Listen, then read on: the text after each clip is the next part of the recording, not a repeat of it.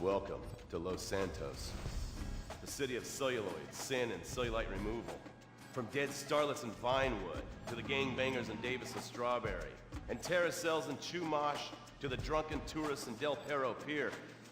It's time to take a look inside this cesspit of destroyed dreams, drug-addled degenerates, and deluded desperados that make up this great city of lights. Hi, I'm decorated FIB agent Stephen Haynes. The FIB, the police department, and the sheriff's office are fighting a war out here every day in a city where dreams too often become wet with tears. The Los Santos docks. This is where it all begins. The second largest port in the world, the great orifice of American capitalism.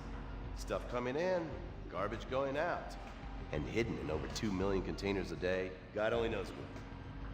The cartels pay off some low-level schlub, and suddenly you've got military-grade weapons, badly cut crystal meth, and grade A yayo from Mexico flooding our streets. And once it hits the hood, it's anarchy, with a side of murder hold the fries.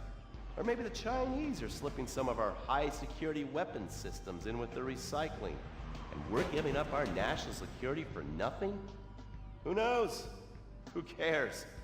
As long as the financial party continues, we'll just keep picking up the pieces. A word to the wise, kids. Never use PCP. It makes you want to punch cops or run around naked, and not necessarily always in that order. Most of the time, this illicit cargo makes it straight to the games. But sometimes an ordinary Joe lets go and loses his shit after a pipe or two of pleasure dust.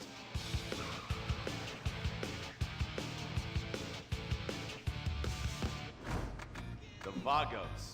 Bloodthirsty Chicanos with a predilection for pain, papaya juice, and spicy plantains. They're one of the largest Mexican street gangs in the city, with rumored connections to several major mafias. While half the battle out here is fought with guns, the other half is with informants. Sometimes you need to become the bad guys to bust the bad guys. All right, guys, let's go. When the Ballas and the families aren't shooting each other, they're selling the dope that the junkies are shooting into their veins. The families love sports almost as much as they love banging. Flashy, arrogant, competitive, and aggressive, they are lifelong bitter enemies of the Ballas. Wearing the colors of the feud or the Corkers, the families call themselves Gang Green. Of course, like all families, they love a good squabble. Subdivided into sets, such as the Chamberlain Gangsters and the Carson Avenue set, it turns out the families love shooting each other almost as much as they love shooting Ballas. Now, the LSPD have had many run-ins with various family sets over the years. With the Ballas, the FIB take a more community outreach approach. Hey guys, stay out of trouble now. Suck my Steve Haynes.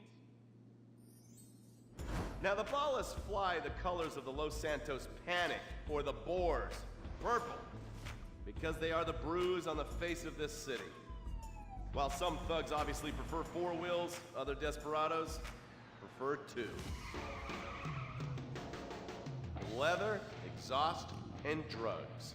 No, this isn't an exotic S&M party. These are one of the nation's toughest outlaw motorcycle gangs, the Lost. Rumors are they get a new tattoo for every person they stab. And it's definitely okay for your motorcycle mama to show her breast to your friends. The FIB has been tracking the Lost for years. We've jumped from coast to coast and have spent more time in the Midwest than a tornado spotter. When they're not running meth, they're smoking it. Or so I hear, a dangerous new drug on the streets called toilet cleaner. And believe me, your toilet will be cleaned after you've smoked some of it.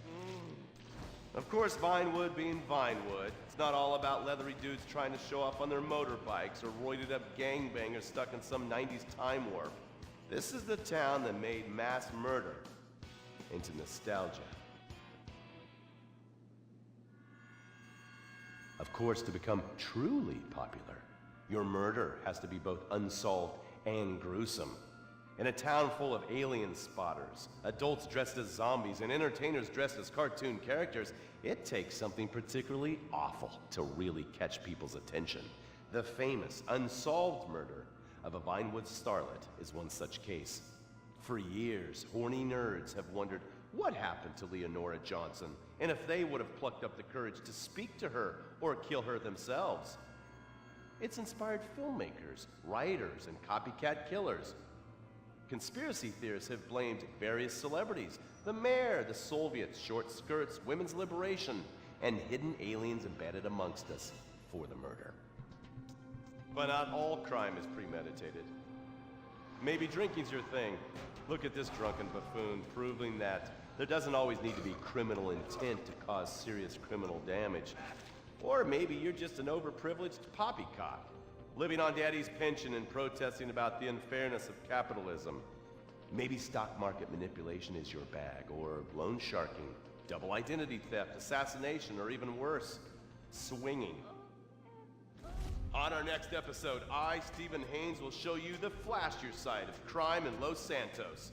Illegal street racing, cocaine, and vice. Yes, speed, snort, and sex. The alliterative threesome that helped hook America on. The Underbelly of Paradise.